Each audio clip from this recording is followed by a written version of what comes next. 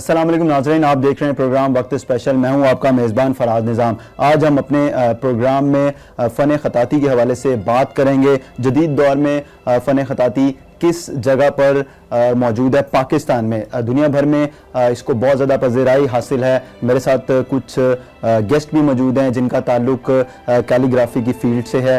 हम इनसे बात करेंगे, लेकिन इससे पहले मैं इनका तारुफ करवाना चाहूँगा। मेरे साथ सबसे पहले जो मौजूद है मुनव्वर इस्लाम है, एक बहुत बड़ा नाम है कैलीग्राफी की दुनिया में और किसी तारीफ़ के मोहताज नहीं है। उनके साथ अशरफ हीरा मौजूद हैं, पाकिस्तान के यंगर हाईएस्ट अवार्ड याफ्ता हैं ये। इनके साथ वर्दा नईम बुखारी हैं, youngest PhD in fine arts में हैं। ये तीनों अपनी अपनी फील्ड में बहुत ज़्यादा महारत रखते हैं, अपने काम में बहुत ज़्यादा महारत रखते हैं। सबसे पहले मैं बात करना चाहूँगा मुनव्वर इस्लाम से। सर, क्या हाल है? ठीक ठाक हैं आप? अल्हम्दुलिल्लाह, शुक्र, खैरियत। सबसे पहले तो मुझे बताएं कि कितना अरसा हो गया आपको फ़न ख़ताती में? मुझे आज 55 ईयर हो गए हैं, 55 साल। और मुझे इस बात पर फ़ख्र है कि मैं अब्दुल वाहिद नाज़ुल कलम का बेटा हूँ और इसीलिए मैं अपने आप को इब्न नाज़ुल कलम लिखता हूँ। और उन्हें एक इस हवाले से उनकी पहचान थी कि उन्होंने पाकिस्तान में ख़ताती की बेशुमार नुमाइशें की और उनकी पहचान यही है कि वो ख़त ख़ताती की नुमाइशों के बानी हैं पाकिस्तान में। और उन्होंने बेशुमार नुमाइशें की। उनका काम माशाल्लाह आज भी आप अगर देखना चाहें तो मुस्लिम मसाजिद पे लगा हुआ है, कौमी तराना अजायब घर में लगा हुआ है। और उनके बहुत सारी चीज़ें, 2-3 पेंटिंग और भी लगी हैं वहाँ। और कई ऐसी हैं, मंसूरा में उनका संग बुनियाद का पत्थर लगा हुआ है। ये जो मौलाना मौदूदी साहब ने मंसूरा जब यहाँ बुनियाद रखी तो उसका हुआ। आपने ख़त दीवानी में बहुत ज़्यादा काम किया, इस हवाले से मुझे कुछ बताएं। जी, ये ख़त दीवानी का मुझे एकदम, या आप अपने नाम के साथ ही मेरी आप थोड़ी सी बात सुने। मैं एक जगह जा रहा था एक दोस्त के साथ, तो वो वहाँ एक नुमाइश थी, तो मैंने अपना तारुफ कराया कि भाई मैं अब्दुल वाहिद नाज़ुल कलम साहब का बेटा हूँ। वो कहें यार ये क्या बात कर रहे हो बेटे, अरे कितने बेटे होंगे, आपकी अपनी पहचान किया है। उन्होंने मेरा कंधा हिला दिया, मैं 3 महीने उसके कंधे के लिए मालिश करवाता रहा। लेकिन मैं जब आता मुझे पता चल जाता है ये क्या चाहते हैं। फिर मैंने सोचा कि कौन से ख़त में अपना पहचान बनाई जाए, क्योंकि जब से पाकिस्तान बना है ये ख़त कूफ़ी, ख़त शिकस्ता, ख़त नस्ताली, ख़त गुबार, ख़त रिका, बेशुमार ख़त ऐसे हैं जिसमें ये ख़ताती हो रही थी थोड़ी थोड़ी। और सारे दोस्त बेहतरीन यहाँ हमारे पाकिस्तान में असातिज़ा हैं जो ये ख़ताती करते हैं। और फिर मैंने सोचा कि ये एक ऐसा ख़त है जिसमें ख़त दीवानी में आज तक काम नहीं है जब से पाकिस्तान बने। शायद किसी ने कोई टाइटल लिखा हो तो मैं नहीं कह सकता, लेकिन मैंने नहीं देखा। मैं इस वक्त ख़त दीवानी में कोई 800 नुमाइशें, 800 पेंटिंग बना चुका हूँ और नुमाइशें जो कर चुका हूँ वो तकरीबन 100 के करीब कर चुका हूँ मुख्तलिफ़ जगहों पर। वैसे ग्रुप शो भी हैं, सोलो शो भी हैं। और मुझे इस बात का फ़ख्र है कि मैंने पाकिस्तान में अपनी पहचान जो बनाई ख़त दीवानी में बनाई। तो आपको शौक़ कैसे पड़ा, ये फील्ड कैसे, आप इस फील्ड में आए? ये फील्ड इसलिए इस शौक़ में आए कि मेरे वालिदैन, मेरा ख़ानदान, मेरे आबा व अजदाद सारे बड़े अच्छे ख़त्तात थे, शायर थे। लेकिन अब्बा जी क्योंकि टीचर भी थे, लेकिन उन्हें ये इस बात पर बहुत ज़्यादा शौक़ था। वो एक हमारे उस्ताद अब्दुल मजीद परी रकम, जो पाकिस्तान में उनका एक नाम है, जिसके मुतल्लिक़ अल्लामा इकबाल ने कहा था कि अगर आप ख़ताती नहीं करेंगे मेरी अपने किताब की तो मैं शायरी बंद कर दूँगा। तो वो उस वक्त बीमार थे, तो कहने लगे कि कभी कभी चले जाते थे उनको दवाई पिलाने के लिए। कहते थे कि अगर अब्दुल वाहिद, अगर मैं ठीक हो जाऊँ तो मैं आपको बहुत ज़्यादा काम सिखा सकता हूँ। लेकिन उनका काम देख देख के उन्होंने बहुत ज़्यादा काम सीख लिया और इसी वजह से उनकी ख़त नस्तारी में अपना एक नाम है। मुसव्वराना ख़ताती के हवाले से साद कैन का नाम बहुत मशहूर है। साद कैन साहब ने जितना काम इस पाकिस्तान में छोड़ पूरी दुनिया में किया है, वो यहाँ पाकिस्तान खाली लगा लें तो 100 आर्टिस्ट मिल के भी वो इतना काम नहीं कर सकते जितना वो एक शख्स कर गया था। वो ऐसा है जैसे एक जादूगर था, उसके अंदर कोई ऐसी ताकत थी जिसकी वजह से कर दिया। इतना ह्यूज काम कोई नहीं करता और इसी वजह से उनका एक पहचान है। और उन्होंने अपनी किताबें भी उन दोस्तों ने छपवाई है, छापी हैं और उसमें काम नज़र आता है। और उनके मंगला डैम पे अगर पेंटिंग देखें, कुछ 60 फुट लंबी पेंटिंग है और 8 फुट चौड़ी है, वो उनका फ़नी शाहकार है। वैसे तो हर एक पेंटिंग उनकी फ़नी शाहकार है, लेकिन उस पेंटिंग की वजह से सबसे पहले जो बनाई वो वही पाकिस्तान की पहचान थी। तो पाकिस्तान में किस किस ख़त में खताती हो रही है? पाकिस्तान में तकरीबन सारे ख़त हैं जिसमें खताती हो रही है। कोई दोस्त नस्तालीक में लिख रहा है और वो सिर्फ नस्तालीक में लिखते हैं, कोई दोस्त सुल्स में लिख रहा है तो वो सुल्स में चला आ रहा है। लेकिन उसके बावजूद मैंने देखा है कि सारे दोस्त काम ज़रूर सीखते हैं और सारे ख़त सीखते हैं। लेकिन जैसे हमारे अशरफ हीरा साहब हैं और इन्होंने अपने ख़त कूफ़ी में अपना नाम बनाया है और लिखने को ये सारे ख़त लिख लेते हैं मेरी तरह। लेकिन यह कि अपनी अभी पहचान है किस ख़त में करना है। पाकिस्तान में खताती को कितनी पज़राई हासिल है? पज़राई की हिसाब से आपने जो लफ्ज़ पूछा है बड़ी अच्छी बात है।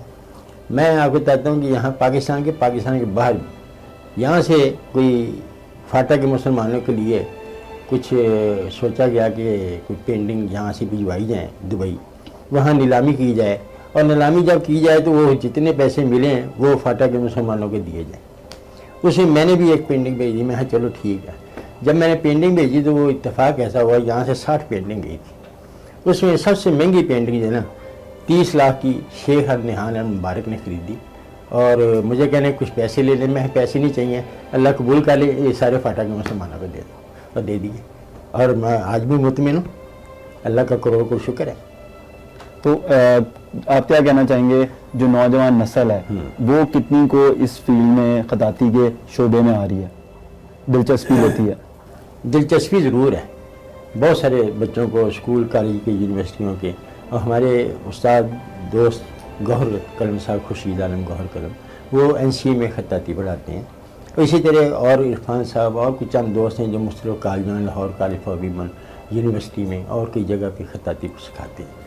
लेकिन बच्चों का दिल चाहता है। तो आपके बच्चों में से कोई इस फील्ड में है?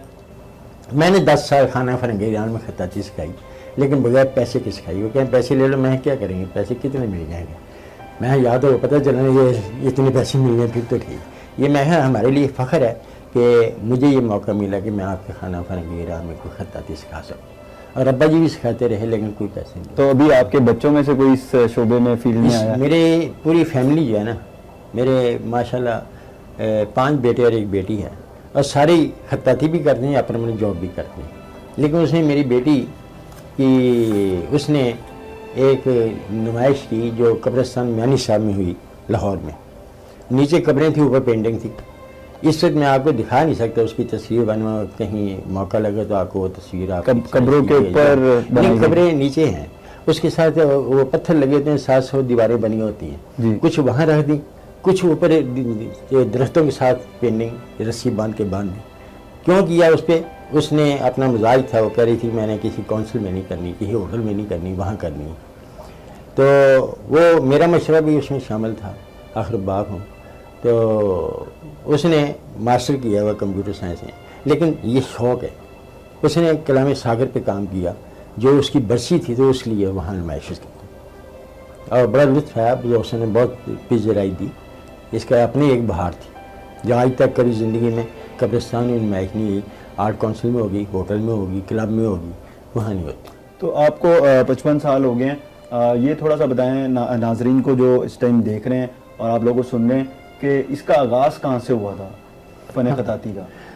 ये आप अंदाज़ा करें कि ये जब आज़म सल्लम पे वो आयत उतरी नून वल कलम मा यस्तरून, उसका मतलब यही कलम से खताती वो कुरान लिखा गया। तो कलम की कसम भी अल्लाह ताला ने खाई और उस वक्त से चला आ रहा है। ये कभी उस वक्त कूफी लिखी जाती थी जिसमें नुक्ता को नहीं था, और चीज़ें इसी तरह बढ़ती चली गई। वक्त के साथ साथ लोगों ने जैसे जैसे वो ज़िंदगी गुजरती गई और दुनिया आती रही और उसमें लोग देखते रहे कि ये कौन सा क्या कर रहा है। जिसका शौक़ था उसने खताती सीखी, ये शौक़ नहीं था किसी ने रेडी लगा ली, किसी ने कोई प्रोफेसर बन गया, कोई यूनिवर्सिटी का वाइस चांसलर बन गया, कोई आर्टिस्ट बन गया। ये तो कोई ज़रूरी नहीं है। ये आपके घर में 10 अफराद हैं, हो सकता है एक आध का शौक़ हो जाए, वो भी कोई शौक़ पैदा होगा, उसकी भी एक वजह है। ये इंसान जब से अपने बच्चों को पढ़ाता है स्कूल में तो उसकी ख्वाहिश है कि एक दौर थे जब स्कूल में खताती के अलग नंबर मिलते थे, लेकिन वालिदैन चाहते हैं कि यार मेरा बच्चे की खत्ताती खूबसूरत है, हाँ अंग्रेज़ी में लिखे, हाँ उर्दू में लिखे, ताकि उसके नंबर और उस्ताद पढ़ ले। ये ना हो कि वो उस्ताद वो बजाय इसके कि खुशी का पैगाम देने या खत लिख देते हैं गांव में कि भाई वो असल में कोई ये शादी आ गई है। लोग जब तार जाती थी या ख़त जाता था, लोग रोने शुरू करते थे, शायद को मर गया जिससे ख़त आ गया। तो इतना गंदा ख़त होता था कहीं। तो अब माशाल्लाह बड़ा अच्छा लोग कहा जाता है कि खताती का जो आगाज़ है वो ईरान से हो, क्योंकि कुरान पाक का नाज़िल जो है मक्का मदीना में हुआ, उसके बाद किरत जो है वो मिस्र में, और जो खताती थी वो ईरान में इसका आगाज़ हुआ था। ऐसे ही है बस, आप इसी तरह समझ लें, लेकिन ये ज़रूरी नहीं है, इसलिए कि चाइना में भी खताती हो रही, इंग्लैंड में भी हो रही, भारत में हो रही, हम बड़े आगे हैं। और इमाम वैदी साहब का खत अगर देखें उस वक्त का तो आदमी हैरान हो जाता है। अजायब घर में लगेंगी चीज़ें, जैसे मैंने आपको बताया शायद कि अब्बा जी का एक कौमी तराना लगा हुआ वहाँ, आज 27 साल हो गए, वो सिल्वर जुबली मनाना चाहते हैं। वो एक गेट जितना बड़ा है, 5 फुट 3 फुट का। तो और भी चीज़ें लगी, ये हर इंसान की ख्वाहिश होती है अगर मैं इस दुनिया में आऊँ तो अपना नाम पैदा कर सकूँ। किसने करना है, कोई PhD कर देता है, डॉक्टर बन जाता है, कोई उसके अफसाने लिखना शुरू करता है, उसे बन जाता है कि चलो अफसाना निगार है अशफाक साहब की तरह। ये हर एक आदमी के बस नहीं, उस सैकड़ों में चंद एक दोस्त निकलते हैं ऐसे। चलें, अभी हम आपसे और भी इस हवाले से पूछेंगे। अशरफ हीरा साहब, आप बताएं कि कैसे इस फील्ड में आप आए, शौक़ कैसे था, कैसे पैदा हुआ शौक़? मुझे असल में बचपन से शौक था स्कूल के ज़माने में ही, और जो मेरी शौक़ को जो तक़वियत पहुंची थी, वो जो मेरे क्लास फेलो थे, 3-4 लड़के थे, उनके भाई बाकायदा प्रोफेशनल आर्टिस्ट थे, तो उनकी हैंड राइटिंग बड़ी अच्छी थी, उनकी पेंटिंग बड़ी अच्छी थी, तो उनकी तरफ देख के मुझे ज़्यादा शौक़ हुआ। फिर मेरी फैमिली में भी थे, मेरे अंकल वगैरह या मेरी फैमिली में कुछ लोग थे जो आर्ट की तरफ थे, मैं शौकिया करते थे, वो प्रोफेशनल नहीं थे। कुछ चीज़ें होती है ना गॉड गिफ्टेड होती हैं, कुछ इंसान सीखता है। जी, गॉड गिफ्ट तो थी मेरे पास स्किल। वो फिर ऐसा हुआ कि उसी ना दौर में कंपटीशन हुआ स्टूडेंट्स का, प्राइमरी के स्टूडेंट का, तो हमें टीचर ने, चूँकि हम 5-6 लड़के जो थे क्लास में, हमारी हैंड राइटिंग भी अच्छी थी, हमारी ड्राइंगें भी अच्छी थी, बाई बर्थ कह लेंगे, गॉड गिफ्टेड कह लें, तो हमें कंपटीशन पर भिजवा दिया गया। प्राइमरी के स्कूल का कंपटीशन था, तो हम गुजरावाला में गए, तो और मेरा उसमें फर्स्ट प्राइज़ आया कैलीग्राफी में। तो वो जब मैंने देखा तो मैं हैरान हुआ, खुशी भी मुझे बहुत हुई, टीचर भी बहुत खुश हुए। फिर बाकायदा टीचर्स ने मेरे ऊपर तवज्जो स्टार्ट कर दी, यानी कि उनको सिखाना, मुझे करवाना। तो फिर हम लाहौर में आए, पंजाब टेक्स्ट बुक बोर्ड का कंपटीशन जीता आल पंजाब, फिर एक और न्यूज़पेपर वालों ने यहाँ पे कंपटीशन कराया, उसमें मेरा फर्स्ट प्राइज़ आया। तो ऐसे ही फिर ये हुआ कि मुझे यहाँ पे जब मैं लाहौर में आया तो मुझे मुख्तलिफ जो मास्टर्स थे कैलीग्राफी के, पाकिस्तान के बड़े बड़े नाम, में मोहम्मद अली ज़ाहिद साहब थे, सज्जाद खालिद साहब थे, अब्दुर्रहमान साहब थे, खुर्शीद साहब थे, तो ये उसमें जूरी मेंबर थे। तो इन्होंने जब मेरा काम देखा तो मुझे इन्होंने बड़ी तारीफ़ की और मुझे बड़ी इंकरेज मुझे मेरी की उन्होंने, तो मुझे भी हौसला मिला। फिर उन्होंने कहा कि आपको अगर आप सीखना चाहते तो हम आपको बाकायदा सिखाएंगे, आप आएँ। फिर इस तरीके से मैं कंपटीशन जीता के मेरा हौसला बढ़ता गया। तो 4 क्लास में मैंने फिर बाकायदा लाहौर में मैं क्लासें लेकर था गुलाम रसूल साहब के पास आकर, फिर ठीक है ना। फिर उसके बाद ये हुआ कि मैंने NC में मैंने वो कोर्स किया। फिर उसके बाद ऐसा हुआ कि मुझे जब कंपटीशन इंटरनेशनल अनाउंसमेंट हुई कंपटीशन की तुर्की में, तो मेरे टीचर ने कहा कि आप इसकी तैयारी करो, आप ये कंपटीशन अचीव कर सकते हो, आपका काम अच्छा है। तो मैं जब अपनी तरफ देता था, मैं कहता था कि ये बड़ा मुश्किल काम है, वहाँ पे बड़े बड़े टीचर्स हैं, बड़े बड़े असातिज़ा होंगे, तो मैं किस बात। लेकिन चूँकि मैं बाकायदा सीखा हुआ था, पिछले 2-3 सालों से मैं सीखता आ रहा था, और मेरे असातिज़ा को मेरा पता था, और बहुत सारे मास्टर्स को भी पता था मेरे बारे में कि मेरा काम किस लेवल का है। तो मैंने फिर कुछ लोगों से मशवरे भी किए कुछ, लेकिन ये था कि वो मशवरे जो थे जब मैंने प्रोफेशनल से किए तो फिर मुझे हौसला मिला। मैंने फिर तैयारी की, और मैं 6 क्लास में था, मेरे इंटरनेशनल कंपटीशन में मेरी फर्स्ट पोजीशन आई तुर्की में, और मैं पहला पाकिस्तानी कैलीग्राफर बन गया जिसने किसी भी इंटरनेशनल कंपटीशन में पाकिस्तान को पहली मरतबा फर्स्ट पोजीशन दिलवाई हो। तो वो ये किस सन की बात है? 2004 की बात है, ठीक है। इसमें रिजल्ट 2004 में आया था रिजल्ट। तो ये फिर ऐसा हुआ कि ये देखते देखते फिर अल्लाह ताला ने भी राह खोली मेरी। फिर परवेज़ मुशर्रफ से मुझे जब अवार्ड मिला तो उन्होंने फिर मुझे रेफ़र किया बाहर तुर्की के लिए, सऊदी अरेबिया के लिए। फिर मैं वहाँ पर भी गया, वहाँ पे मैंने बाकी एजुकेशन भी हासिल की, और फिर मैं वहाँ पे सीखता भी रहा बाकायदा। इसके साथ साथ मैं कंपटीशन का सिलसिला भी जारी रखता रहा, और मैंने बहुत ज़्यादा इंटरनेशनल कंपटीशन जीते। मिस्र में मेरा फर्स्ट प्राइज़ आया है, मैंने दुबई से भी जीता, शारजा से मैंने जीता, अल्जीरिया से मैंने जीता, ट्यूनिस से, चाइना से, फिर जापान से, फिर मलेशिया से, फिर सऊदी अरेबिया में। तो देखते ही देखते फिर ये हुआ कि मैं पाकिस्तान की तरफ से सबसे ज़्यादा इंटरनेशनल कॉम्पिटिशन मैंने जीते, और मैंने बहुत सारी कंट्री में पाकिस्तान को प्रेजेंट किया, और मुझे बाहर से बहुत कुछ सीखने को मिला। तो अभी आपने सबसे ज़्यादा आलमी रिकॉर्ड जीते, पाकिस्तान की तरफ से, जी। और एज ए आप यंगर एज ए कैलीग्राफर, जी। तो आपको क्या लगता है कि पाकिस्तान में आप लोगों का काम उसको सराहा जाता है या उस तरीके से पज़राई मिल रही है जैसे बाहर ममालिक में अवाम भी होती है उसमें और उनकी हुकूमत भी होती है जो इस कैलीग्राफी के पेंटिंग्स के शोबों को आगे लेके जाती है, सपोर्ट करती है?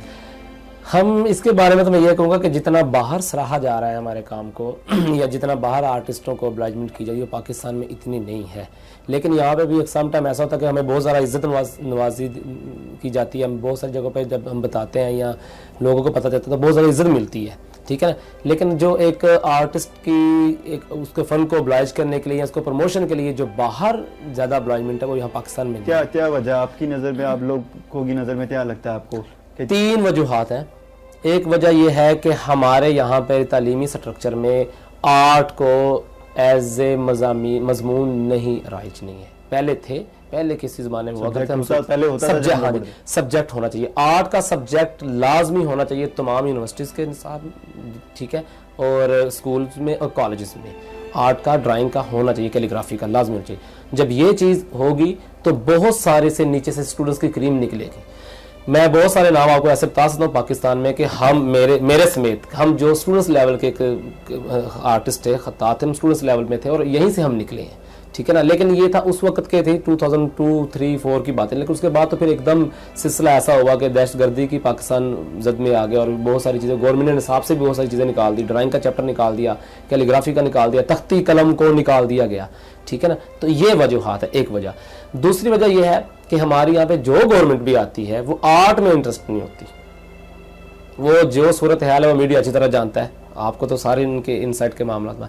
तीसरी वजह जो है, मैं थोड़ा सा मीडिया के बारे में भी कहूँगा कि वो दूसरे चैप्टर्स को, मतलब बिजनेस को या शोबिज़ को या सियासत को तो बहुत ऑब्लाइज करती है, लेकिन आर्ट के बारे में वो कभी कभार एक वो छोटी मोटी न्यूज़ लगाते हैं, प्रोग्राम चला देते हैं, तो वो खाना पूरी करने की खातिर वो करते हैं। लेकिन क्योंकि मीडिया को चाहिए कि एक पाकिस्तान में ऐसे ऐसे आर्टिस्ट पैदा हुए हैं जिन्होंने अपनी कोशिशों से पूरी दुनिया में पाकिस्तान का नाम रोशन किया और पूरी दुनिया में अपने फल का लोहा मनवाया और पूरी दुनिया के जो बड़े बड़े मास्टर्स थे उनसे अच्छा काम पेश किया और तख्लीकात भी की, बहुत सारी चीज़ें तख्लीक की, बहुत सारी इख्तराआत लेकर आए, मुसव्वरी में भी और कैलीग्राफी में भी। तो ये चीज़ें जो है मीडिया को भी ऑब्लाइज करनी चाहिए। ये 3 वजूहात हैं।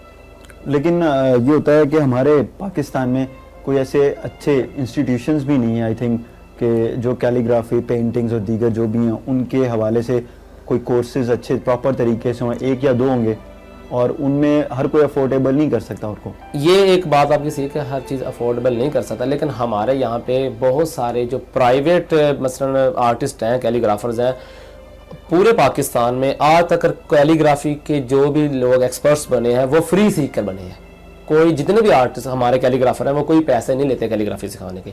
इंस्टीट्यूट जहाँ तक है कि अच्छे इंस्टीट्यूट नहीं है, मेरा ख्याल है कि अच्छे इंस्टीट्यूट हैं पाकिस्तान में, बहुत सारे हैं। नेशनल कॉलेज ऑफ आर्ट्स है पंजाब में, बहुत सारे कॉलेजेस हैं आर्ट के। लेकिन ये है कि दूसरी वजह ये है कि अफोर्डेबल नहीं है। हाँ, ये शौक भी महंगा है। हाँ जी, ये शौक भी महंगा है, अफोर्डेबल नहीं है। क्योंकि गवर्नमेंट को चाहिए कि जैसे वो दूसरी चीज़ों में स्कॉलरशिप अनाउंस करती है या दूसरी चीज़ों में वो इतनी पैसा रकम खर्च कर रहे हैं, तो उनको चाहिए कि एक ऐसा पैमाना बनाया जाए कि जो बड़े टैलेंटेड आर्टिस्ट हैं, जो गॉड गिफ्टेड हैं, उनके लिए भी वो स्कॉलरशिप्स अनाउंस करें, उनके लिए भी कोई वजीफे ऐसे करें कि वो अपनी आर्ट एजुकेशन भी हासिल कर सकें।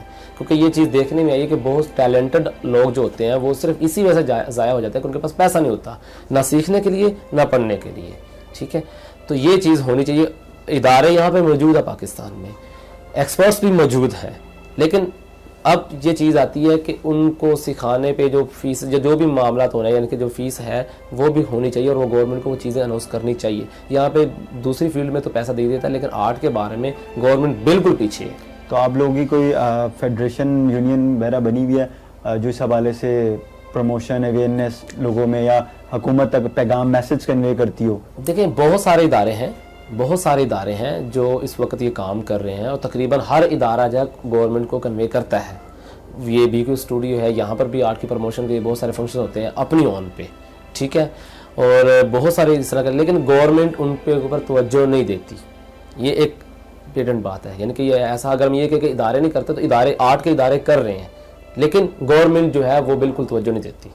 उससे सिंसियरिटी, जी, ये सिंसियरिटी है। और सबसे बड़ी बात, ये एक आर्ट है और ये शौक का होता है और आप किसी भी अगर इदारे में जाते हैं, अगर प्रपोजल देते हैं तो वो कहेंगे नहीं जी इसको कौन देखता है, इसको तो कोई नहीं oblige करता। हालांकि मैं इस बात पे हैरान होता हूँ कि पाकिस्तान में ऐसे ऐसे कैलीग्राफर पैदा हुए हैं जिन्होंने अरबों को हराया, जिन्होंने तुर्की जो इस वक्त कैलीग्राफी का हेड है वहाँ पे अपने कामयाबी के झंडे गाड़े, उनके बड़े बड़े कैलीग्राफर्स को हराया है, यानी कि कॉम्पिटिशंस में।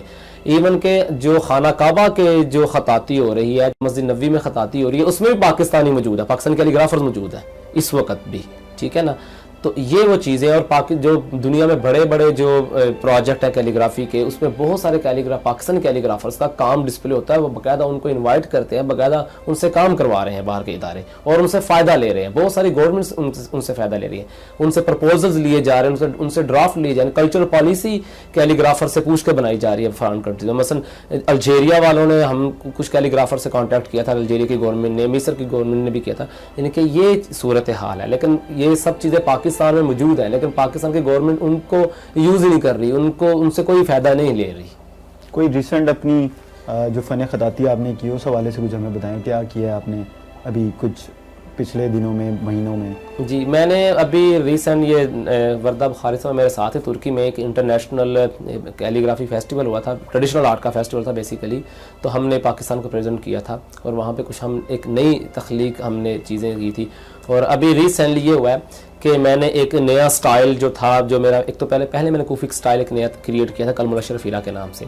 अब उसका सेकंड पार्ट ओल्ड कूफी में भी मैंने एक नया स्टाइल क्रिएट किया जिसका नाम मैंने अशरफुल कलम रखा है। वो भी इंशाल्लाह ताला इसी साल मैं उसको लॉन्च करूँगा।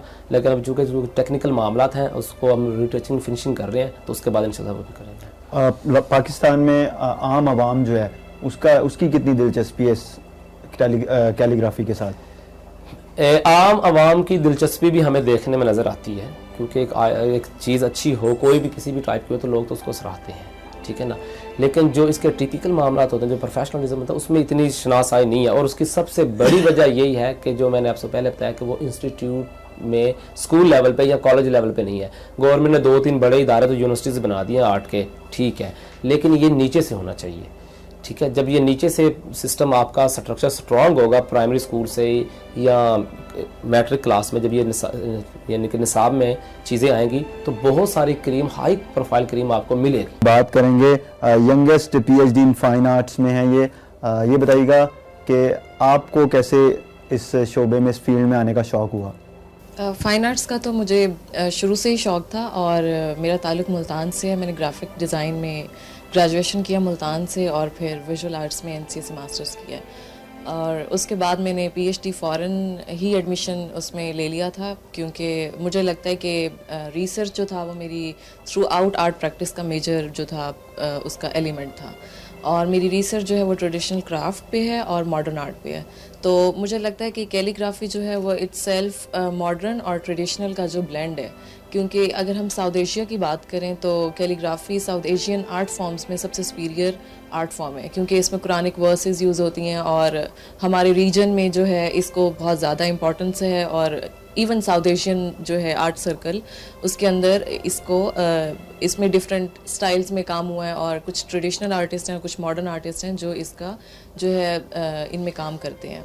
तो मुझे लगता है कि मेरी रिसर्च जो थी उसमें मैंने अपनी पीएचडी के अंदर कैलीग्राफिक आर्ट के ऊपर जो है उस पर आर्टिकल लिखा था, जिसकी ऑक्सफोर्ड एनसाइक्लोपीडिया में सिलेक्शन हुई है, पब्लिकेशन हुई है। और उसके अंदर मैंने इसी चीज़ को हाईलाइट किया था कि एज एन पीएचडी स्कॉलर मैं किस तरह से पाकिस्तानी आर्ट्स जो हैं उन पे कंपैरेटिव एनालिसिस कर सकती हूँ। और उसमें ट्रेडिशनल आर्टिस्ट भी हैं, मॉडर्न भी हैं, लेकिन मेरा फोकल पॉइंट जो है वो मॉडर्न आर्ट की तरफ ज़्यादा है। लेकिन क्योंकि मॉडर्न आर्ट भी जो है वो ट्रेडिशन से ही निकला हुआ है, हमारा जो कल्चरल आर्ट्स हैं और ट्रेडिशनल क्राफ्ट्स हैं, थ्रू आउट मेरी रिसर्च एस्थेटिक्स आर्ट और इन्हीं जो हमारे रीजनल क्राफ्ट्स हैं उनके ऊपर है। अच्छा, ये बताइएगा ट्रेडिशनल कल्चर में कितना वो काम हो रहा है इसके ऊपर अभी भी? देखिए, ट्रेडिशनल आर्ट में तो अभी भी काम हो रहा है, जिस तरह मिनिएचर पेंटिंग है। एनसीए फर्स्ट इंस्टीट्यूट है जिसने मिनिएचर पेंटिंग के अंदर अंडर ग्रेड की 4 ईयर की डिग्री प्रोग्राम जो है वो दिया हुआ है। और उसके अलावा क्राफ्ट के ऊपर नक्काशी, कैलीग्राफी, और इन जितनी भी आर्ट फॉर्म्स हैं, ट्रेडिशनल आर्ट फॉर्म्स के ऊपर अभी भी काम हो रहा है। लेकिन बात वही है कि हम जिस टाइम पीरियड में रह रहे हैं और पाकिस्तानी आर्ट में इतना ज़्यादा इन्फ्लुएंसेस बाहर से भी आ रहे हैं, और यहाँ के आर्टिस्ट जब बाहर जाते हैं और बाहर के क्यूरेटर्स, राइटर्स, आर्टिस्ट जब यहाँ आते हैं तो वो इन्फ्लुएंसेस जो हैं वो बहुत डाइवर्स हैं, और डिफरेंट आर्ट फॉर्म्स जो हैं वो डेवलप हो रही हैं, और डिफरेंट स्टाइल्स जो हैं वो इन्फ्लुएंस कर रहे हैं, और आर्टिस्ट का फिर अपना टेम्परामेंट भी होता है। तो ट्रेडिशनल आर्ट्स की ट्रेनिंग मुझे लगता है हमारे कंट्री में काफ़ी अच्छी है, और फिर उससे इंस्पिरेशन लेके आर्टिस्ट मॉडर्न आर्ट की तरफ जाते हैं। तो हम लोग यहाँ से सीखते हैं, यहाँ पे काम करते हैं, फिर हम लोग मुख्तलिफ ममालिक में चले जाते हैं। क्या वजह है कि हम अपने मुल्क में उस तरीके से शोहरत नहीं हासिल कर पाते हैं, या हमें उस तरीके की पज़राई नहीं मिलती है जो हम चाहते हैं? देखें जी, आर्ट जो है वो पूरी दुनिया में एज अ लग्जरी यूज़ होता है, और हमारे मुल्क के पॉलिटिकली और सोशली जो हालात हैं वो इस तरह के, हमें बेसिक जो नीड्स हैं हमारी लाइफ की, जो रिक्वायरमेंट्स हैं वो हमें पूरी नहीं मिल रही होती। तो आर्ट एज एन लग्जरी वो सिर्फ जो है मतलब अगर किसी के पास खाने के पैसे नहीं है तो वो किस तरह से आर्ट खरीदेगा। तो वो जो अवेयरनेस है कि किस तरह से आर्ट जो है उसको एज एन सब्जेक्ट वो इंट्रोड्यूस हो रहा है और उसके बाद आर्ट प्रोड्यूस हो रहा है, तो लोगों में आहिस्ता आहिस्ता अवेयरनेस डेवलप हो रही है। लेकिन हमारे जो इकोनॉमिकली प्रॉब्लम्स हैं उसकी वजह से शायद उस तरह से बूस्ट नहीं मिलता। और दूसरा, आर्ट क्यूरेशन जो है वो आर्ट प्रमोशन के लिए एक डिग्री प्रोग्राम है जो कि पूरी दुनिया में आर्ट क्यूरेशन का कोर्सेज पढ़ाया जाता है, लेकिन पाकिस्तान अनफॉर्चुनेटली ऐसा मतलब यहाँ पे एक भी ऐसा इंस्टीट्यूट नहीं है जो आर्ट क्यूरेशन की डिग्री दे। तो आर्टिस्ट आर्ट तो प्रोड्यूस करते हैं, लेकिन उन्हें उस तरह से आर्ट की मार्केटिंग करना, आर्ट को प्रमोट करना, और किस तरह से आर्ट राइटिंग, आर्ट प्रपोजल्स किस तरह से लिखी जाती हैं म्यूजियम्स में या गैलरीज में, किस तरह से अप्लाई करना है, तो वो जो एक लैकनेस जो है उस अवेयरनेस की वो बहुत ज़्यादा है। तो उसको किस तरह पूरा किया जा सकता है? यही है कि अब हमारे आर्टिस्ट जो हैं वो क्यूरेटर्स भी बन रहे हैं, और वो at a time 3-4 duties fulfil कर रहे हैं, जबकि दुनिया में इस तरह से नहीं होता। लोग जो हैं उस आर्ट क्यूरेशन का एक पूरा अलग से डिपार्टमेंट होता है, और उसकी ड्यूटीज़ होती हैं कि उन्होंने किस तरह से उस चीज़ को डेवलप करना है। तो हमारे यहाँ कुछ क्यूरेटर्स हैं जो बाहर से पढ़ के आ रहे हैं, और वो और इंटरनेशनल क्यूरेटर्स जो हैं वो भी on end of Pakistan visit करते हैं, और कॉन्टेक्ट्स इंटरनेट डिजिटल मीडिया के थ्रू पाकिस्तानी आर्ट देखते हैं, और पाकिस्तानी आर्ट को इंटरनेशनली काफ़ी प्रमोशन मिल रही है, क्योंकि हमारा जो कल्चर है वो इतना रिच है कि उसकी जो विजुअल हमारी सिंबॉलिक इमेजरी है वो बहुत ज़्यादा बाहर पसंद की जाती है, क्योंकि हम लोग अपने कल्चर की जब सिंबलिज्म को यूज़ करते हैं जो कि बाहर वो चीज़ उन्हें उस तरह से नज़र नहीं आती, तो वो उन्हें काफ़ी रिच लगता है। और फिर क्योंकि हमारे आर्टिस्टों के पास ट्रेडिशनल स्किल भी है, तो स्किल ट्रेडिशनल होती है और इमेजरी मॉडर्न होती है, और हमारे कल्चर के विजुअल्स होते हैं, तो वो उसका ब्लेंड जो है वो काफ़ी अच्छा और इंटरेस्टिंग फ्यूजन होता है। तो आप लोग जो भी फनपारे तैयार करते हैं, अपना काम जो है वो समटाइम्स एग्जीबिशंस होती हैं गैलरीज में मुख्तलिफ, उधर आप लोगों को किस किस्म का रिस्पॉन्स आता है? लोगों की क्या डिमांड होती है देखने वालों की? देखिए, ट्रेडिशनल आर्ट जो है वो तो काफ़ी हद तक रजिस्टर्ड है लोगों के माइंड में, और कैलीग्राफी जो है वो रिलीजियस पॉइंट ऑफ व्यू से काफ़ी ज़्यादा I think best selling art form है, क्योंकि हर इंसान, हर फैमिली चाहती है कि उनके घर में बरकत के लिए कुरानी आयात हों, इधर वो ट्रेडिशनल हो इधर वो मॉडर्न हो। लेकिन जो और पाकिस्तान में ट्रेंड ज़्यादा इसी का ही है, ज़्यादा ट्रेंड इसी चीज़ का है कि जो कुरानी आयात हैं जो मज़हब से हमारे, क्योंकि हमारे रिलीजन से डायरेक्ट अटैच है ना ये आर्ट फॉर्म, तो उसकी इम्पोर्टेंस हमारे यहाँ जो आर्ट की सेंस नहीं भी रखता, या जो जस्ट आर्ट लवर है, या जो सिर्फ देख के उसको सराहा सकता है, तो वो भी उसकी तारीफ करता है और उसको अप्रिशिएट करता है, क्योंकि उसके माइंड में अनकॉन्शियसली या कॉन्शियसली रिलीजियस एस्पेक्ट ज़रूर होता है उसके माइंड में। तो जैसा कि आप काम कर रही हैं एज ए, आप यंगस्टर हैं और आपने पहली हैं PhD फाइन आर्ट्स में जिन्होंने किया, आपकी नज़र में पाकिस्तान में कौन सा बड़ा नाम है कैलीग्राफी में? मॉडर्न और ट्रेडिशनल? दोनों में, मॉडर्न और ट्रेडिशनल दोनों में। ट्रेडिशनल में तो ये बताएंगे क्योंकि अशरफ हीरा और जो सर हैं इनका काफ़ी ज़्यादा इंटरेस्ट है। मैं मॉडर्न में मुझे लगता है गुलजी का काफ़ी नाम था, और उनके बाद बिन कलंदर जो है वो काम कर रहे हैं, और अभी एक रीसेंट आर्टिस्ट इंट्रोड्यूस हुआ है, मुनीब नाम है उसका, पंजाब यूनिवर्सिटी का ग्रेजुएट है। तो मॉडर्न में भी काफ़ी आ रहे हैं आर्टिस्ट, और अहमद खान साहब हैं, तो काफ़ी इंटरेस्टिंग उन्होंने जो है दोनों आर्ट फॉर्म्स का एक ब्लेंड जो है वो क्रिएट किया। आपके आइडियल कोई? मेरे आइडियल गुलजी हैं। गुलजी एक बड़ा नाम था पाकिस्तान का, गुलजी का सबको, बच्चे को उनका पता था, इस्माइल गुलजी, बिल्कुल। जी हाँ बिल्कुल। आप मुझे बताएं कि कौन है पाकिस्तान में कोई बड़ा नाम? पाकिस्तान में तो ट्रेडिशनल कैलीग्राफी में बहुत एक लंबी चौड़ी लिस्ट है, जिसमें शुरू से अगर हम देखें तो अब्दुल मजीद परवीर रकम, ताजुद्दीन ज़रीर रकम, हाफिज़ मोहम्मद यूसुफ सदीदी साहब, सैयद अनवर हुसैन नफीस रकम, खुर्शीद अल खुर्शीद रकम साहब हैं, सैयद सदीक अलमास रकम साहब हैं, नादरुल कलम साहब हैं, इनके जो वाला साहब थे, मुनव्वर इस्लाम साहब हैं, मोहम्मद अली ज़ाहिद साहब हैं, और अब्दुर्रहमान अब्दू साहब हैं, वाजिद याकूत रकम साहब हैं, खालिद जावेद यूसुफी साहब हैं, सज्जाद खालिद साहब हैं, खुर्शीद आलम साहब हैं, ठीक है ना। तो उसके अलावा जो है ये महफूज साहब भी हैं, एक मुर्तज़ा साहब हैं, राशिद सियाल साहब हैं, इब्न कलीम साहब हैं, फिर शफीकुज़्ज़मा साहब हैं जो मक्का में भी व मदीना में भी खताती करते हैं, अब्दुर्रहमान अमजद साहब हैं। तो काफ़ी एक अच्छे और इंटरनेशनल लेवल के ये सारे कैलीग्राफर्स हैं। इनका काम जो है वो पूरी दुनिया ने सराहा है और इन्होंने इंटरनेशनल अचीव किया, पाकिस्तान को प्रेजेंट किया है, और बहुत सारे म्यूज़ियम्स में, बहुत सारी इदारों में, बहुत सारी यूनिवर्सिटीज़ में इनके काम को बाकायदा ख़रीदा गया है। खताती के हवाले से क्या मैसेज देना चाहेंगे लोगों को, देखने वालों को, सुनने वालों को? देखिए, ख़ताती जो है वो एक इस्लामिक फ़न है, बाबरकत फ़न है, बड़ा खूबसूरत फ़न है, और इसमें जो ख़ताती से जो सुकून मिलता है ख़ताती से, वो मेरा नहीं ख्याल कि किसी और आर्ट में हमें मिलता हो। हम जब भी कैलीग्राफी कर रहे होते हैं, और एक तो हमें उसकी बाइस बरकत भी है, सवाब भी मिलता है क्योंकि कुरान शरीफ भी खताती देते हैं। सेकंड ये होता है कि हमें बहुत एक सुकून होता है, और हमें जब भी कोई प्रॉब्लम हो, कभी कोई टेंशन हो, तो हम कैलीग्राफी स्टार्ट कर देते हैं और हमारी हर प्रॉब्लम दूर हो जाती है।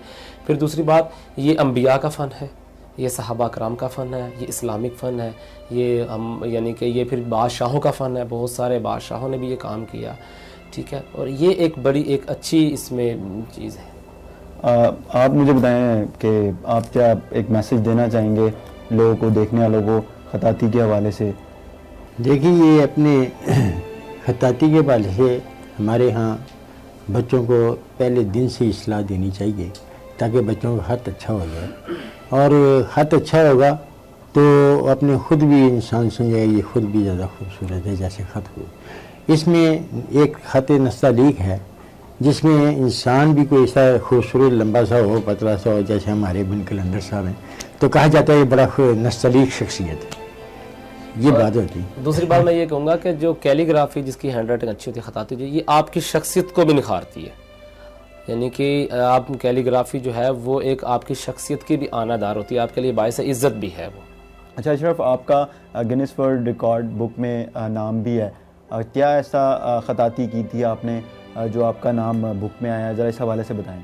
इसमें ये था कि जब मैंने 2003 में 4 में जो इंटरनेशनल कंपटीशन जीता था, तो मैं दुनिया का सबसे कम उम्र पहली पोजीशन हासिल करने वाला खत्तात था।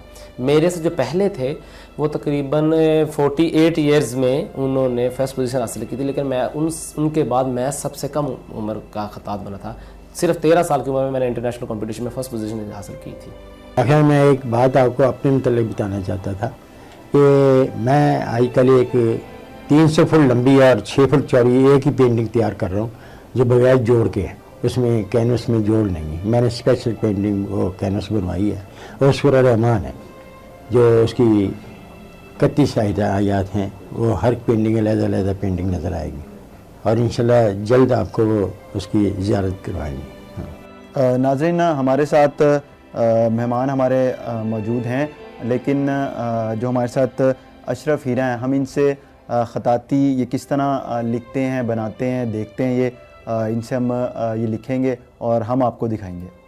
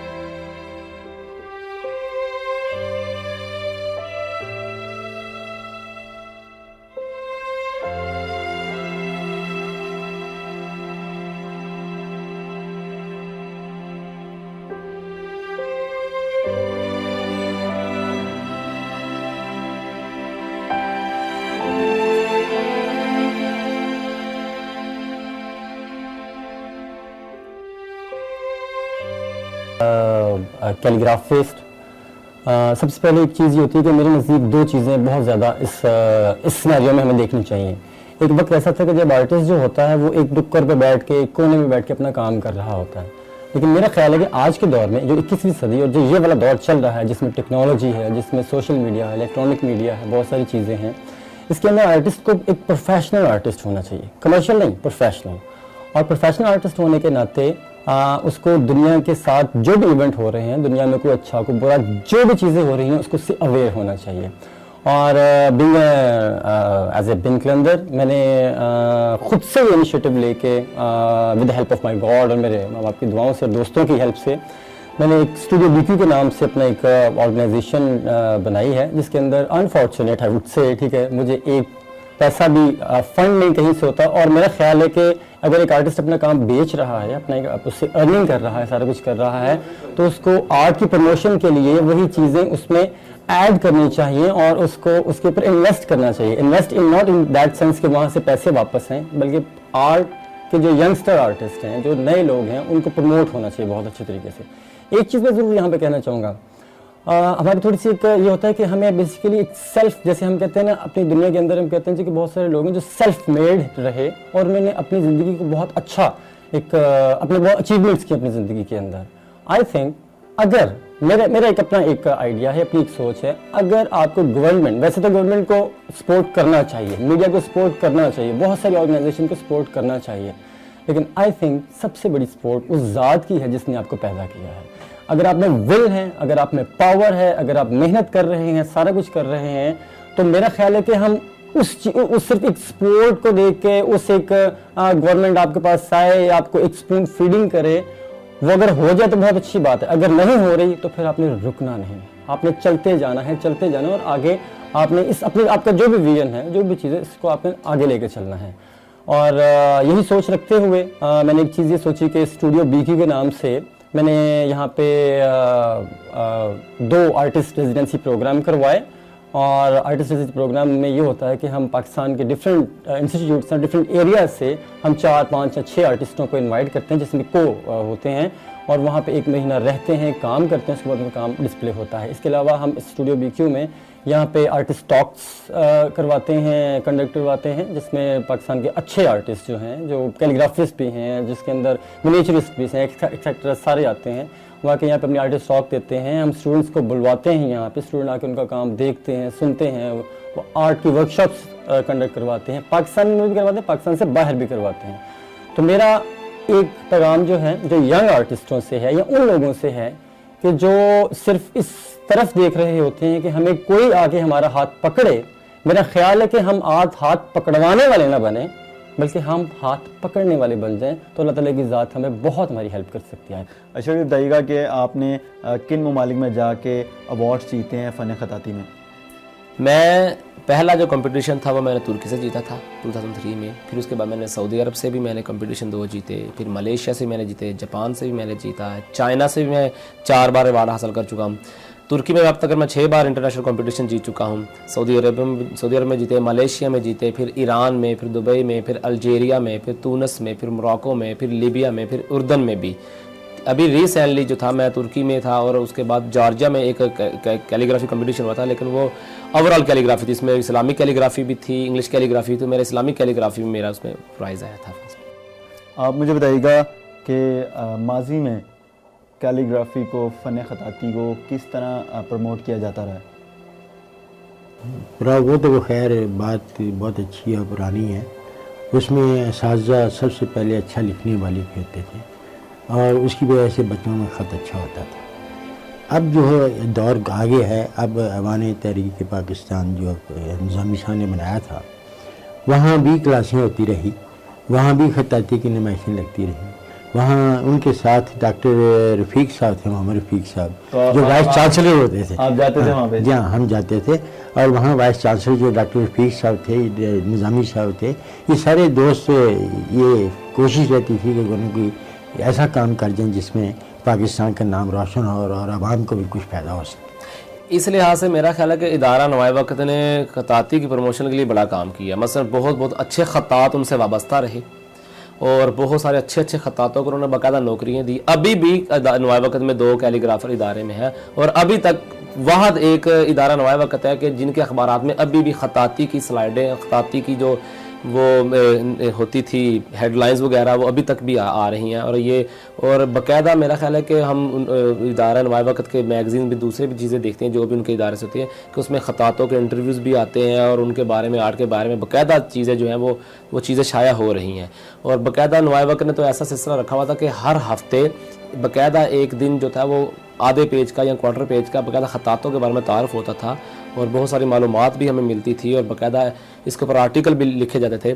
बल्कि ये था कि साल में जो कैलेंडर निकला था उसमें वो 10-12 जो कैलेंडर निकले थे इदारे तमाम न्यूज़पेपर निकालते, लेकिन नवाए वक्त एक कैलेंडर ऐसा होता था जो स्पेशली कैलीग्राफी का लिए होता था और स्पेशली यहाँ पेंटिंग के लिए भी होते थे वो। तो मेरा ख्याल है कि इसके लिए नवाए वक्त का बहुत रोल था कैलीग्राफी की प्रमोशन के लिए पाकिस्तान में, क्योंकि बहुत सारे ऐसे कैलीग्राफर जो हमारे पाकिस्तान के मास्टर्स हैं, जो लेजेंड्स हैं, वो बाकायदा इसमें काम करते रहे हैं और वो उन्होंने बाकायदा इसमें एग्जीबिशन भी इस प्लेटफॉर्म से करवाई है और बहुत सारे कंपटीशन भी करवाए इस इदारे ने। तो उसमें बहुत सारे कंपटीशन मैंने भी जीते हुए हैं। तो जैसे फूल मैगज़ीन में बाकायदा अभी तक वो कैलीग्राफी के तारफ़ आ रहे हैं, उसमें कैलीग्राफी के बारे में क्लासेस भी हो रही हैं जो फूल मैगज़ीन में आती हैं और बाकायदा कैलीग्राफी या आर्ट के बारे में लिखा जा रहा है वो बाकायदगी के साथ। ये एक काबिल तहसीन अमल था मीडिया का और मेरा ख्याल है कि इसमें सिर्फ देखा जाए तो सिर्फ एक ही अब चीज़ नज़र आती है, वो नवाए वक्त ही है। बाकी मीडिया वाले जो दूसरे मीडिया से रिलेटेड मेरा हमें उसमें से इतना कोई ज़्यादा नज़र नहीं आती। अशरफ साहब, वो आपने कोई शायद पता है कि नहीं पता, ये एक रोज़नामा इमरोज़ निकलता था। जी जी जी जी जी। और जहाँ एक रोज़नामा इमरोज़ निकलता था जिसमें हमारे मुल्क के बहुत बड़े खत्तात हाफिज़ मोहम्मद यूसुफ सदीदी साहब, जिन्होंने अपने मस्जिद शोहदा पे भी लिखा और उसके अंदर कलम 400 नाम अल्लाह ताला के लिखे हुए। और फिर उसके बाद उन्होंने ये जो आपके सामने मीनार है वहाँ भी उनकी खत्ताती नज़र आती है। उसके बाद यादगार पाकिस्तान पे उन्होंने लिखवाया, वो समझदार लोग थे हमारे मुख्तार मसूद साहब जिन्होंने लिखवाया। उन्हें फ़न खत्ताती से बहुत मोहब्बत थी। उन्होंने 1960 में हिंदुस्तान पाकिस्तान की इकट्ठी एक भावलपुर में वो कमिश्नर थे, तो एक एग्जीबिशन उन्होंने कराई थी। तो मैं बात कर रहा था वो इमरोज़ अखबार की। वहाँ जो हमारे उस्ताद दोस्त बुज़ुर्ग वो हाफिज़ मोहम्मद यूसुफ सदीदी साहब थे, वो बस अल्लाह लोग थे और उनका नाम ऐसा पाकिस्तान में ऐसा लिखने वाला नहीं। और क्या खूबी थी कि वो इमरोज़ वालों का वो फ़ख्र समझते थे कि ये शख्सियत हमारे पास है और वो एक महीना ना आए तो कभी नहीं पूछते कि आप सब कल नहीं आए। ये उनकी ख़ास खूबी थी। वरना इंसान कहता है यार कल नहीं आए, इसको इस्तीफ़ा दे दो, इसको लेटर लिख दो।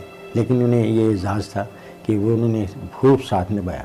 वो अपने बच्चों के लिए बेचारे गए थे, बेटियाँ थी, एक बेटा आइकन वाइफ वहाँ अजायबघर में और बेटी में ले गए सऊदीया, तो वहाँ उनका एक्सीडेंट हो गया, ब्रेन हेमरेज हो गया। और लेकिन हाफिज़ कुरान थे। जब उन्होंने हनीफ रामे साहब ने अल हमरा में एक नुमाइश करवाई अपनी कैलीग्राफी की, तो उन्हें अपनी वैगन में, गाड़ी में वो उन्हें व्हील चेयर पे लेके आए। उन्होंने वहाँ उनकी ओपनिंग की, लेकिन वो दिमाग उनका ब्रेन हो चुका था। लेकिन अगर कोई साहब कहते थे कि हाफिज़ साहब यहाँ से वो कुरान पाक का कोई लफ्ज़ शुरू किया तो आगे सारा सुना देते थे। ये कैसे खूबी थी आप लोगों की, ये बहुत बड़ा एजाज़। अच्छा फिर ये बताएं कि आपका नेक्स्ट प्रोजेक्ट क्या है, किन चीज़ों पर काम कर रहे हैं? मेरा जो नेक्स्ट प्रोजेक्ट है वो ये है कि मैं पाकिस्तान के जो यूथ, जो नौजवान कैलीग्राफर हैं, आर्टिस्ट हैं, उनको मैं प्रमोट कर रहा हूँ। मुख्तलिफ़ कंट्रीज़ में जो इंटरनेशनल फेस्टिवल, उनको अवेयरनेस दी जा रही है, उनको हम टेक्निक्स बताते हैं इंटरनेशनली। और दूसरा ये है कि हम ये BQ के प्लेटफार्म से हम बहुत सारी अचीवमेंट्स भी कर रहे हैं। हम यहाँ पे आर्ट रेजिडेंसी भी करवाते हैं, हम यहाँ पे आर्टिस्ट टॉक करवाते हैं, हम यहाँ पे इसके थ्रू हम बहुत सारी एग्जीबिशन भी करवा रहे हैं और कंपटीशन भी करवा रहे हैं BQ स्टूडियो के प्लेटफार्म से। और हम ये चाहते हैं कि जो पाकिस्तान के जो नौजवान हैं, अगर उनको कोई अवेयरनेस नहीं है, उनको कोई मुश्किल आता है, तो वो आएँ, कांटेक्ट करें। पहले भी करते थे, तो उनको हम प्रमोट करना चाहते हैं, क्योंकि पाकिस्तान की जो नौजवान नस्ल है, हम उनसे बिल्कुल सेटिस्फाई हैं, मुतमईन, और वो बड़ा अच्छा काम कर रहे हैं। और उनमें वो जो एक टेक्नोलॉजी का दौर है, उनको सही तरीके से यूटिलाइज़ किया जा रहा है। और पाकिस्तान की जो आर्ट की प्रमोशन जो इस वक्त हो रही है, वो पहले इतनी नहीं थी। और अगर मैं सीखना चाहूँ तो कोई भी हमारा तो इदारा जो है वो बिल्कुल हर एक के लिए ओपन है, कोई भी आ सकता है, कोई भी सीखे। ये तो हमारी एक रवायत है खतातों की, या कह रहे कि हमारे वो एक ब्लड में चीज़ शामिल है, तो दरवाजे हमेशा के लिए खुले, क्योंकि इस्लामिक फ़न है, ये अल्लाह ताला की तरफ से एक नवाजिश होती है। और मेरा ख्याल है कि मैं फ़ख्र महसूस करता हूँ अपने आप पे कि मैं एक खतात हूँ, और मैं वो खतात हूँ जो अल्लाह ताला के कलाम को लोहे महफूज को लिखता है, और मेरे लिए बहुत बड़ी सादत है। मैं अपना सबसे बड़ा फ़ख्र इसको तस्लीम करता हूँ कि मैं खतात हूँ। फ़न खताती जो है वो बहुत ज़बरदस्त फील्ड है, और मैं भी ये कहना चाहूँगा जितने भी नौजवान हैं जिनको शौक़ है वो ज़रूर इसको सीखें, और ये बड़ा अच्छा आर्ट है। जी जी बिल्कुल। हमने तो हमसे बहुत सारे लोग कांटेक्ट करते हैं, पूछते हैं, हम हमेशा जो है उनको बताते भी हैं, सिखाते भी हैं, जो भी कांटेक्ट करता है, ठीक है ना।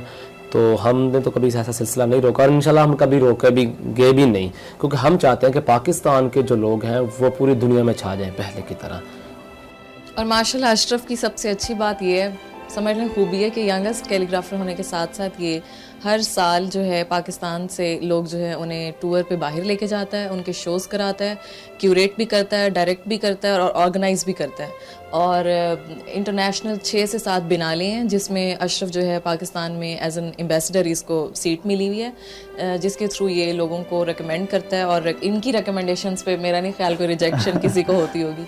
और इनको अल्लाह ताला ने इतनी इज़्ज़त दी है माशाल्लाह कि काबा के अंदर जो कुरान लिखा जाता है उसमें पूरी दुनिया से एक एक कैलीग्राफर सेलेक्ट होता है, और पाकिस्तान से अशरफ हैं जो कि काबा में बैठ के हर साल एक पारा लिखते हैं, और इन्हें इतनी सादत हासिल है कि इन्हें वो स्पेशल अंदर काबा के ज़ियारत कराई जाती है। माशाल्लाह से बहुत बड़ी बात है कि एक पारा हर साल लिखना। तो ये as an ambassador from Pakistan जो है अपनी ड्यूटीज़ बहुत अच्छे तरीके से फुलफिल कर रहे हैं, और मैं भी इन्हीं के थ्रू फर्स्ट टाइम गई थी बाहर, और टर्की, और इनके माशाल्लाह formal education through out Egypt, Turkey और सारी अब्रॉड से है।